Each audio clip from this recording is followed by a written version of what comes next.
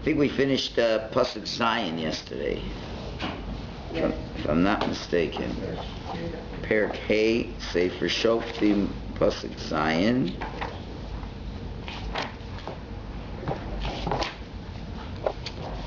Again, we're in the second part of the Shira now, where Devorah is describing the difficulties that the Jewish people had before she came and helped redeem the Jewish people. The caravans stopped, the open cities stopped. At Shakamti Dvorah, until me, Dvorah came.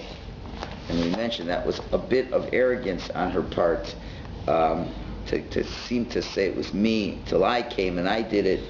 And you'll see she gets punished a little bit later in the Shira.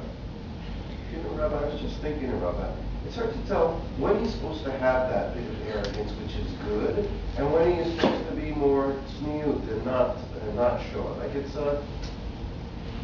You're right. It's a difficult fine line to straddle. When to take credit and have good self-esteem, and when to not.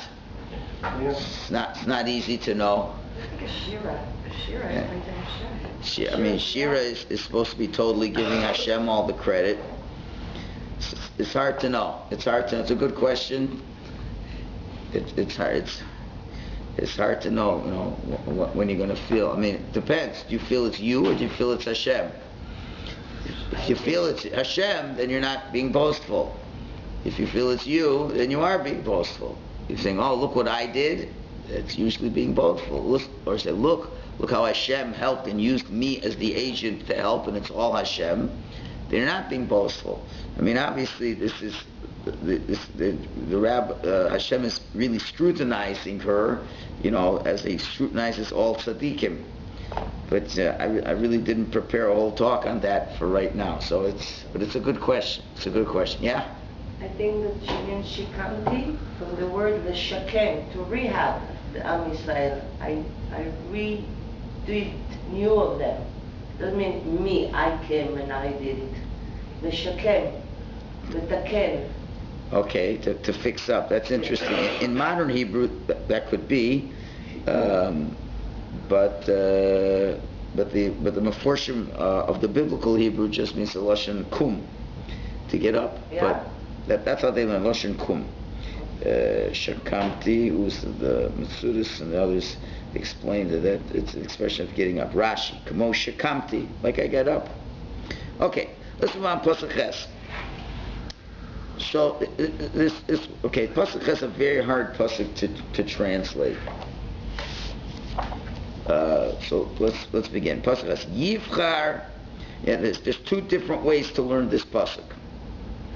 Yivchar Elohim Chadoshim Oz Lochem She'orim.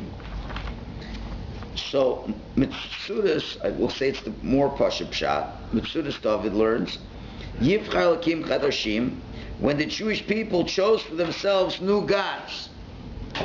Yivchar Elohim Chadoshim, when they chose new gods, then that's why Oz Lochem She'orim. Then the wars got into their cities as a punishment. It was describing all the difficulties they had. So it's because Yivchar Elokim Chadoshim, they chose new gods, Oz Lochem Sharim. Then the battles were in the cities, as opposed to being further away. They had to have enclosed cities now. While you find in the times of Yehoshua, and that's what the next part of the pasuk is saying, Mogein im Yera'eh v'romach barboim Yisrael, simple means Mogein im Yera'eh, will you see a Mogein v'romach? Will you see a shield? Will you see a spear with the 40,000 soldiers? What's that talking about? So Malvim says in the times of Yehoshua, it says in Perek Dalet that they had 40,000 soldiers who crossed into the plains of Yericho. So he's saying, what was it seen in the 40,000 soldiers then? A spear and a shield? No, it was all by miracle. They didn't need anything else. So the way the Metzudas learns is, why do we have all of the problems we had in Psukim Vav and Psukim Zayin? Yivchar Lakim Chadashim. When you pick new gods, then Oz Lochem Sharim, the battles come into your own gates. As opposed to in the times of Yeshua, Mogenim Yorev Romach Barbaim El Yisrael, we had 40,000 soldiers without a shield, without a spear, without anything. So that's how he explains this. That's how we learned Yeshua, that he didn't have any... When they conquered Yeshua, it was totally miraculous. Okay, Jericho. That's what he's talking about. So what Yericho. Only Jericho, because the rest... Yeah, but you see, it was tremendous miracles. Yeah, okay. Tremendous miracles. But it did have the... Okay, but it's contrasting to the difficulties that were there. The Malvim, I mean, it says another pshat. He says, please. Wish I had them all on the same page. I have to keep flying back and forth there. He says that when the Jewish people did come into Eretz Yisrael, they had a very strong vanguard of soldiers that led them, Reuven, Gad, and that was the 40,000 soldiers that are mentioned in the pasuk.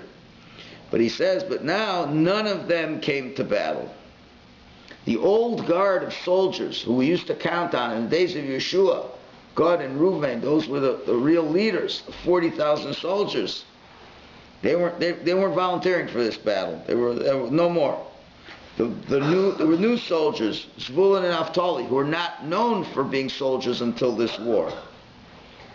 So she's saying that those 40,000 soldiers that Hashem had chosen in the old days, they fought in the battlefields. They're not fighting the battles in the cities now, and now they have to close up the cities. So now we have to find new soldiers. So now the pasuk says, Yivchar Elohim Elokim Chadashim. Hashem has to choose new soldiers because we're having much more challenging battles as opposed to the old battles when we had the 40,000 soldiers. In those days. So Hashem had to pick new soldiers. So the same, I mean, both ideas are certainly true. Now, you look at the Targum, this really opens up your eyes over here. The Targum says, on Pasuk Ches, Kad Yisri'u b'nei Yisrael l'miflach l'tavos, when the Jewish people started worshipping l'tavos, their idols, Chadatan, the new idols. So it's Yivchar Elokim Chadashim, when the Jews chose new idols, the Mekarev Yisavida that were made new, the Lo Yisasku V'hon Avasana that their parents didn't serve. So what happened? Asu Aleho Namamayo Utrodon Mikirvehon. So new nations came upon them and evicted them from their cities. V'katavu L'meved Arayis, when they came back and did tshuva to follow the Torah, they couldn't do it, they weren't able to. Ad the Isgabru Uslik Alei and Sisra and Sano, until Sisra came along and came upon them. Umeika, and he oppressed them. Now look what kind of soldiers he had, to get the idea of how many soldiers. Ba'arba'in Alfin Reishe Mashirion, with 40,000 heads of battalions. Bechamshin Alfin Achadei Saifin, 50,000 people who carried spears. Beshitin Alfin Achadei Romchen, 60,000 guys carrying also different types of spears. Beshivin Alfin Achdei Trace, 70,000 guys with shields.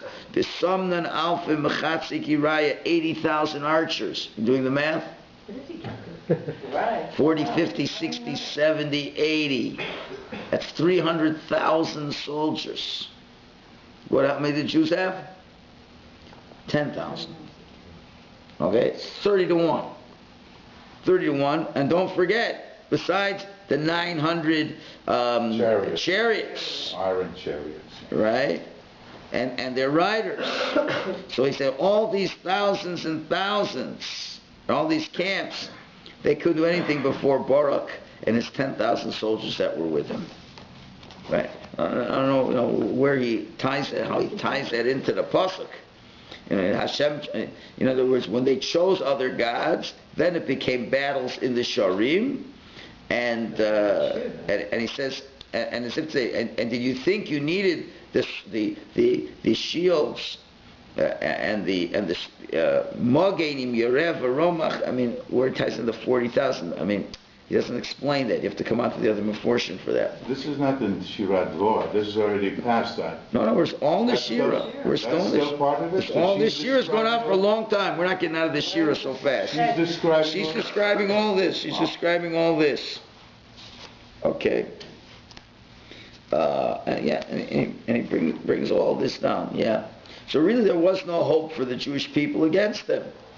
Nobody thought that they had the ability to fight against them. So therefore, this is like an awesome group to fight against. So now in Pasuk Tes and Pasuk Yud and Pasuk Yud Aleph, she is now going to express her thanks to those who came forth to battle and were willing to step it up under such unusual circumstances. So you have to appreciate, we weren't going with Yeshua anymore. We weren't going with, you knew that he had miracles, he had this, he had that. They had sin, things were bad, the enemy was really controlling them. So obviously there's a lot of thanks and bravery for what you see over here. So in Pasuk Tes, so again, there's going to be two ways to learn Pasuk Tes. The Malbim is going to continue with his theme that we have to find new soldiers. That was his theme. The old soldiers weren't going to fight. Hashem had to choose new soldiers. So we'll continue on that theme in Pasuk Tes. Libi, next page. Libi l'chokekei Yisrael hamisnadvim ba'om. My heart. I've raised my heart. My heart has feelings. L'chokekei Yisrael. To the Chokekei Yisrael. Now, there's a lot of ways of translating Chokekei Yisrael. Chokekei can mean the great ones, the ones who establish laws. A chok is a law.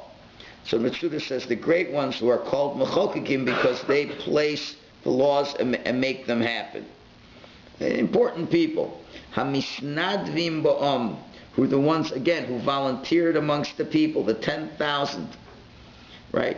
Baruch Hashem, Hashem should bless them. Okay, that's the first thing she has to say. And the Radak, what does the Radak say about Mechokekei? Radak says, again, Gedolei Yisrael, the Shoftim, the leaders, the judges, that they volunteered to go to war. My heart goes out to them. And she says to them, Baruch Hashem, go and bless Hashem, that he subjugated your enemies before you. Okay, same idea. So you guys, my heart goes out to you. You were brave, and you should bless Hashem because you, more than anybody else, understand the awesomeness of the miracles. And now they get into further detail to describe the types of soldiers that went out to battle. And Pasuk Yud will describe 3 types of soldiers. Now it's interesting. The Targum in Pasuk Tes says, she says, I say in Nevuah. She says, Anosh Shlicha, I've been sent to praise the Safrei Yisrael, the ones who were involved in Torah study, with all these difficulties. And with all these difficulties, he says, Lo psaku milamidrash b'rais, they didn't stop learning Torah. And they taught Torah publicly in the base medrashes, all the words, and they give thanks to Hashem. So you'll see, as we'll bring down from the Sfarim over here, that again, it's not just the physical battle that they went out. There were 2 types of battles that were being fought. Come back to the same idea. The battle of Torah, spreading Torah to the people, and then the physical battle. They always parallel each other. Now, the Malbim says there were 3 types of soldiers. Who are these 3 types of soldiers? So he says like this. The first one is called, in Pasuk Yud, Rochvei Asonos Choros.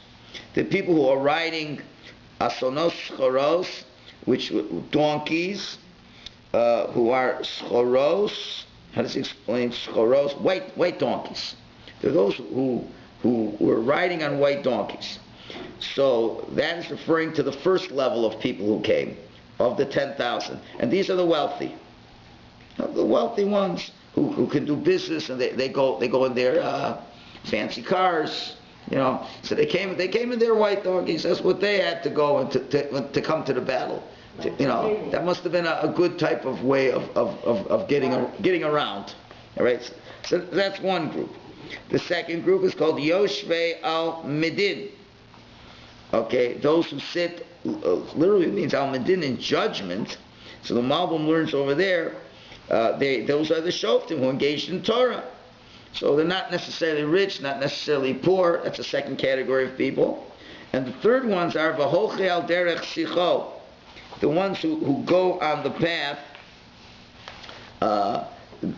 They go on the path. Sicho's going on all three of them. Hoche al derech, in other words, the ones who have to go on the path, those are the poor people. Right?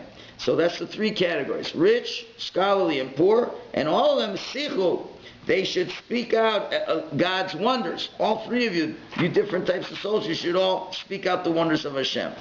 Now the Medrash over here goes wild in describing these three different categories over here. Yeah. So let's take a look at the different Medrashim. There's two: the Gemara in Eruvin and the Tanat V'Eliyahu. Tanat V'Eliyahu says, what does it mean? Roch ve'asonos schoros yoshve al midin v'hochesh al derech sicho. It says roch ve'asonos. He said a little different. Who are the roch? Who are the ones who go on donkeys? Elu talmidei chachamim. These are the talmidei chachamim. Why? They go from city to city and from country to country on the donkeys to teach Torah. The Gemara is looking at the battle of Torah again. Schoros. What does it mean? Schoros. Shirosin osa kitzarayim. They make it like the day, bright, shining. Yoshve al medin shadon dinemes lamitu. They make true justice. They make true justice. V'holchei, who are holchei, the ones who are going? These are the Bali Mikra, the guys who know Chumash. Al derech, on the path, they're Bali Mishnah, the guys who know Mishnah. Sicho is Elu Bali Talmud. These are people who learn Gemara, who teach Gemara. That all their words are Torah. So the Gemara is learning it all strictly on these are the soldiers of Torah and spirituality were involved over here. The Tanat V'Eliyahu Rabbah says, Roch ve'asonos schoros. What's schoros? Schora means clean. They're clean from any theft. They're honest judges. Yosh al Medin, the Tanat V'Eliyahu says, these are the people that make the din proper, that make sure that the laws are correctly done. Hoch derech sicho means that's the Sanhedrin, that the whole world relies upon this, and they don't say any words that are of waste. Okay, now we have to go on to the next pasuk to get to the next things that the Meforshim explain. But again, you see that in all these areas, we're talking about how the scholars went around and they taught Torah, and as well they were involved and they taught others Torah. And this is what inspires Dvar over here, but they also, on the simple pshat, they went and fought the battles. So now we move to Pasuk Yud Aleph. So now, Sicho, they should speak. So what should they speak about? What miracles are they going to talk about? So that I mentioned to yesterday. They're going to talk about the following. Yud Aleph. So the Metzudas is going to take this Pasuk, Yud Aleph, and it's going to be juxtaposing what used to be, now changed to something better. Mikol mechatzetzim ben mashabim shom yisanu tzidkos Hashem tzidkos pisrona b'Yisrael. So from what was the kol machatzim. So instead of the fact that you heard a voice of the arrows that were shooting on those people who came to draw the water. Mashabim can mean the ones who were lishov, to draw water. So there was a voice of the arrows whistling by, being shot at the people who had to go out of the cities to get some water. And that was the noise yet they heard, and that's what people were talking about.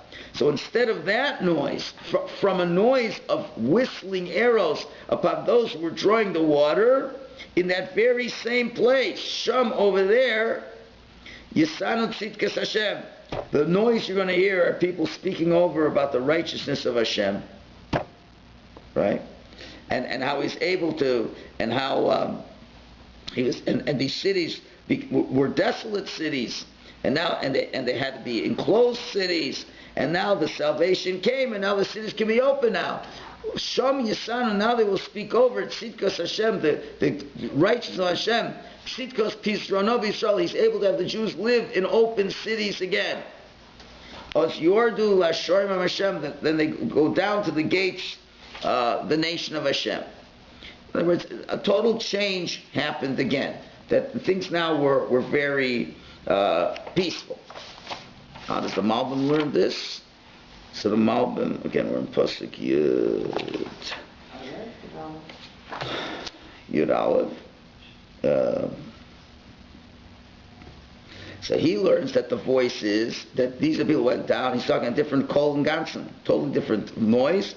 It's the noise that was in the Nachal Kishon during the battle, that Hashem made a noise of the arrows shooting. In other words, to make it that Sisera and his troops thought they were being attacked. That's what he said further back. Yeah, that was what it was.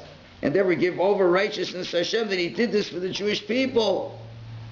And he goes, and then he explains the same way that when the Jewish people went down to their gates to hide in enclosed cities, so now instead of that, they now are in open cities. So again, different, but it's both the same idea. There's a total change of the life of fear, and now there's no life of fear anymore.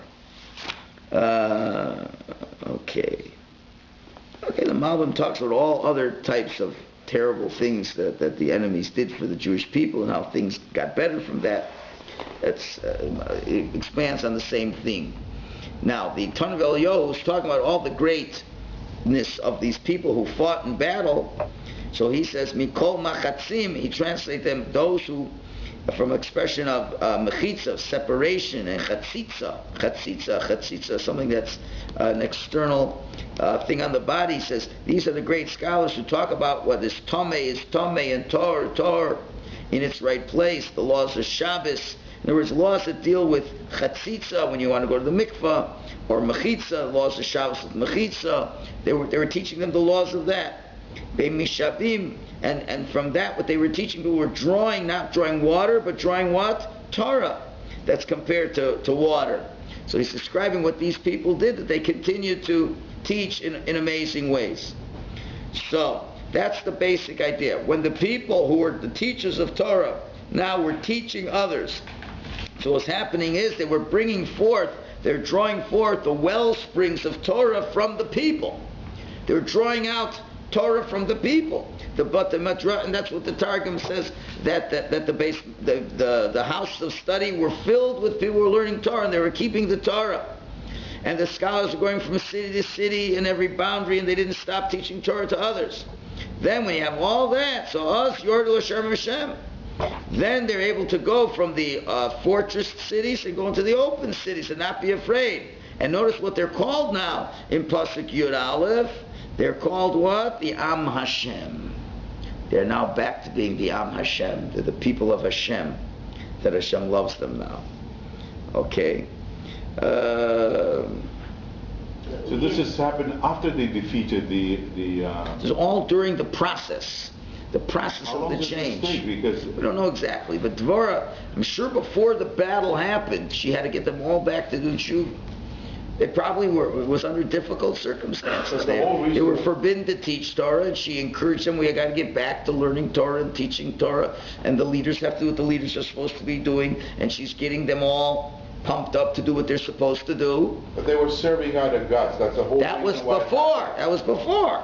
And when she came on the scene, yes, they were serving gods. Now she had to turn it all around.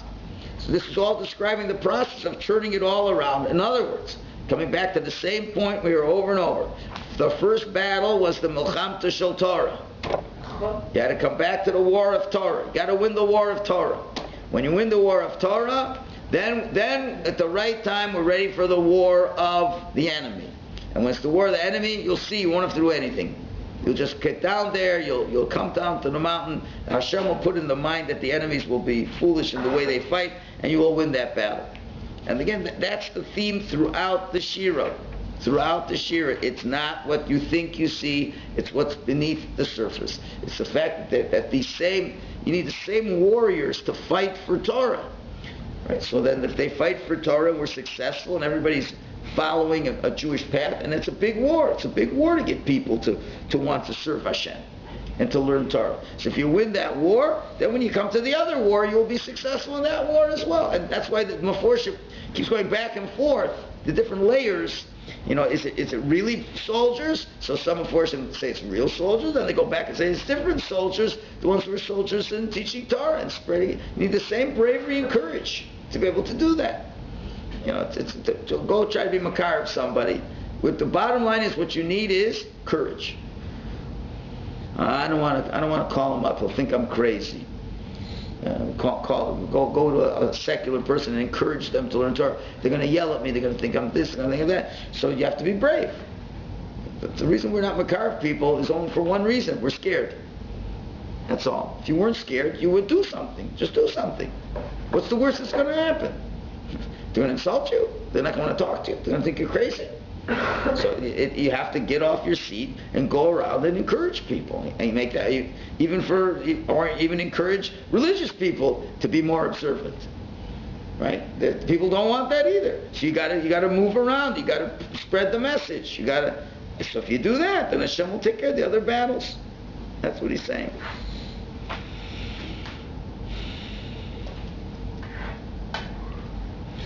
The Ton of Eliyahu explains on the words Oz Yordu L'Sharem Hashem. He says what they did was there would be a small city amongst the Jewish people. They'd get up and they build a Beis HaKnesses. They'd build a Beis HaMedrash. They'd hire chazanim, people to lead the davening. They'd hire teachers. So now you found that the Beis Medrashes were filled with Jews. As it says, Oz Yordu L'Sharem Hashem. Then they went down to the gates, the people of Hashem. They went to the gates of the shuls, because they were sitting in the Batei Midrashim. So the Ton of Eliyahu says, Asher Mish, Mishchadish Tivritah Piv. Fortunate is the guy who comes up with new Torah insights from his mouth. And anybody who comes up with new Torah insights from his mouth, it's like he's hearing it from Shemayim.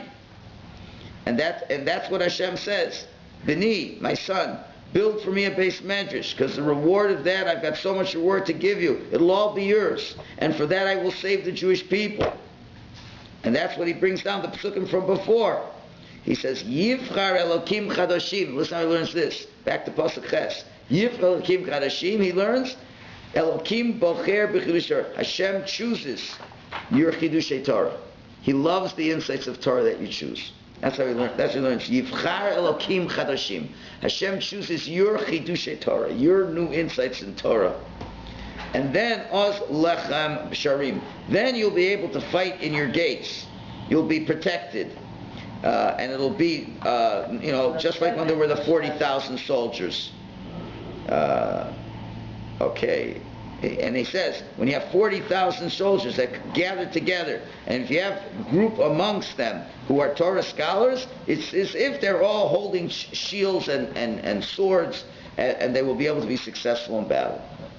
And that's the bottom line. It's not the amount of soldiers. It's how many soldiers are in the Beis Medrash. That's going to be determined if you're going to win the wars. Okay. That's the end of the second part of the Shira. Now we're going to go to the third part of the Shira. That is from Pasuk Yud Beis through Pasuk Yud Ches. Okay, this is the third part of the Shira. And now that we have the overall understanding of the Shira, right? That how is it that things were so bad? It's because we left the Torah. How did things get better? We have to reinvigorate Torah. Now she's going to praise those who indeed were the ones who went out to battle and who fought, and she will say not nice things about those who didn't come to help. Where are they? She's going to talk about it. We're going to talk about it. Yud Beis to Yud Ches is the next section. Now, and the truth of the matter is, as the Targum mentions, he says, and not that necessarily they were all needed, because Hashem can do miracles, and it's not because of their strength. It's because Hashem destroyed them, and that's how the Targum will mention in Pasuk Yud Gimel. He's going to say that. He says it expressly in Pasuk Yud Gimel. He says, "Halo mikvura didhon havas." It wasn't your strength, but it was the strength that Hashem gave. So really, it's not that she needed these soldiers. She's going to win no matter what. But the question is, who were the ones who? Nobody knew this was going to happen. No one knew in advance Hashem was going to do all these miracles. So who were the ones that the plight of the Jewish people was important to her, and who were the ones that, you know what, I'm not going to get involved, and what did they do when they weren't involved? That's all going to be described in the next 6 psukim. But first, a little break in the action. So one clause break, pasuk Yud Beis. Uri Devara, wake up, Devara. Uri Dabri Shir, wake up and say your song. So what's going on over here? So this is where the Meforshim say, this is where the Rabbi Yosef Karo, and they say, this is now Barak comes in other words, after pasuk Yud Aleph, she stops for a minute. She lost the connection. The Ruach HaKodesh temporarily left. She's in the middle of the song and she doesn't know her lines. So Baruch's going like, Uri, Dvara, wake up, get back into the Shira. Uri, Dabri Shir, wake up and speak the Shir. Interesting. Some Meforshim say, why didn't it say sing the Shir? Because of the problem of Kol Isha. She didn't want to sing per se. A woman's not allowed to sing in front of people. Dabri Shira, say your song. You know, it's not really the what do you call it, the niggin. It's not what do you call it, the melody? Melody, yeah. It's not the melody. She was saying, it was like poetry. She was saying poetry. The shir is not so much the singing per se, although singing is part of it. But a woman, she's getting on Mount Tabor, and she's proclaiming in front of the people, it ain't going to be a song. It's words of song that are said in poetry form. That's what he's telling her to do. And that's what Rashi tells us. I believe it was Rashi, somebody who says it, Uri. Yes, that's what Rashi says from Gemara Pesachim. Since she took credit and said, until I got up, Dvara. So she got punished that the Ruach HaKodesh left her temporarily. So he's saying to her, wake up, you got to say your shir, you got to say what you have to say. Can I have a question here? Yes, ma'am. Why are the ladies not allowed to sing? That's a wonderful question. Why are ladies not allowed to sing? This is a little bit off topic. But the answer very simply is a woman's voice is very beautiful and it can arouse passions within men. Just like a woman has to dress modestly, she has to speak modestly. And part of that is a woman has a beautiful voice, it is seductive. Gemara says it, Kol Isha Ervahi. The voice of a woman when she sings is as if she was dressed not modestly. And if a woman is not dressed modestly, that will not be proper for her own self-image, but it will arouse men. Same thing with the singing. Same idea. It is something that arouses people, and you can't sing in front of men. Women can sing for themselves. You want to have a woman's concert? By all means, have a woman's concert. What if she sings like a psalm or something? Again, the voice, a beautiful voice, arouses people's desires. As much as she may have the best of intentions, and no one is doubting her intentions at all, but other people, remember, in front of the masses, people get tempted and get aroused, and you have to do things to avoid that at all costs. Just like women have to dress modestly. Right? There's no question they have to dress modestly. So the same thing over here. So this is an interesting pasuk. So on the one hand, he's saying you've got to get back into it, Dvara, because she temporarily went into that trance. But then in the middle of the pasuk, it kind of kicks back, and now Dvara comes back and says to Barak, "Ushavei shavyoch ben Avinah." Shavei shavyoch, which means to go take more captives. Now you get back to work and take more captives, the son of Avinoam. Okay. So she's saying, I'm going to do what I'm going to do, and you got to do what you're going to do. I'm the more spiritual one, so I will continue to say words describing the deeper meaning of this salvation that comes from Hashem, and you will continue to do what you got to do in terms of post-war cleanup and take the captives. Malbim points out over there when it says just to take the captives, you don't have to fight anymore. It's just take the spoils. Again, that They didn't have to do anything in terms of the war. She just sings, he just takes the spoils. Now, this is how easy it is for you. Once you win the war, there's lots of spoils. You know, what's spoils? You know, the people to capture and wealth to take. You know, the booty, the loot. Go take all that and enrich the Jewish people. That's your job to do now. Okay, and what the connection is, I don't know. It's an odd connection. She goes, she's doing her thing, you do your thing. That's all. Again, like why at this point in the shir does she lose the nevuah? I don't know.